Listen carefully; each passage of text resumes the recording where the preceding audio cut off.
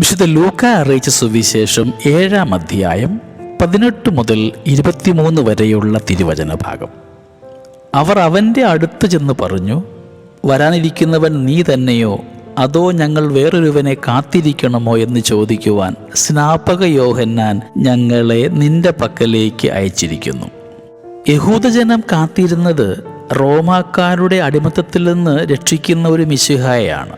എന്നാൽ ഭൗതികമായ അടിമത്തത്തിൽ നിന്ന് രക്ഷിക്കുവാൻ മാത്രമല്ല യേശു വന്നത്, അവരെ ദൈവമക്കളുടെ സ്വാതന്ത്ര്യത്തിലേക്ക് ഉയർത്തുവാൻ കൂടിയാണ്.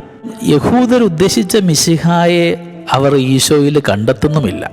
നാമൊക്കെ കാത്തിരിക്കുന്നത് നമ്മുടെ ഭാവനകളെ, നമ്മുടെ പ്രതീക്ഷകളെ തൃപ്തിപ്പെടുത്തുന്ന ഒരു ദൈവത്തെയാണോ?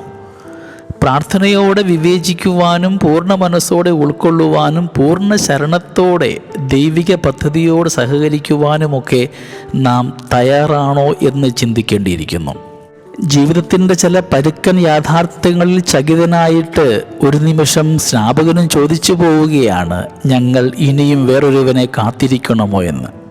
അവിടെ കർത്താവ് അവന് ഉത്തരം നൽകുന്നുണ്ട്. സ്നാപകനെ പോലെ തൻ്റെ ആശങ്കകളും ആവലാതികളുമൊക്കെ ദൈവത്തെ അറിയിക്കുവാനുള്ള സ്വാതന്ത്ര്യം എനിക്കുണ്ടോ?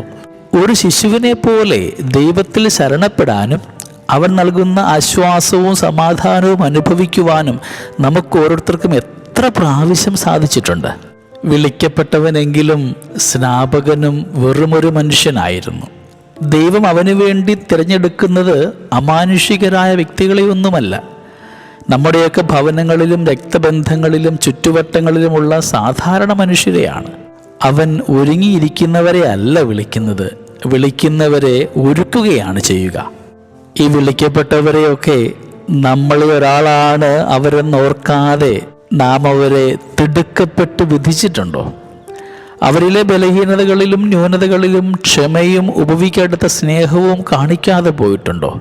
നമ്മുടെയൊക്കെ പ്രാർത്ഥനകൾ വഴി നാം അവരെ ബലപ്പെടുത്തിയിട്ടുണ്ടോ? സ്നേഹമുള്ളവരെ, രക്ഷ നമ്മിലേക്ക് കടന്നു വരുന്ന ഇടങ്ങളെയൊക്കെ തിരിച്ചറിഞ്ഞുകൊണ്ട് നന്മയുടെ മക്കളായി, ക്ഷമയുടെയും സ്നേഹത്തിൻ്റെയും പ്രാർത്ഥനയുടെയും കരുതലിൻ്റെയും മക്കളായി തീരുവാൻ നമ്മളെ ഓരോരുത്തരെയും യോഗ്യരാക്കണമേ എന്ന് നമുക്കിന്ന് നല്ല ദൈവത്തോട് പ്രാർത്ഥിക്കാം. ദൈവം നമ്മളെല്ലാവരെയും സമൃദ്ധമായിട്ട് അനുഗ്രഹിക്കട്ടെ. നമ്മുടെ കർത്താവ് ഈശോ മിശിഹായുടെ കൃപയും പിതാവായ ദൈവത്തിൻ്റെ സ്നേഹവും പരിശുദ്ധാത്മാവിൻ്റെ സഹവാസവും നമ്മളെല്ലാവരോടും കൂടെ ഉണ്ടായിരിക്കട്ടെ, ഇപ്പോഴും എപ്പോഴും എന്നേക്കും. ആമേൻ.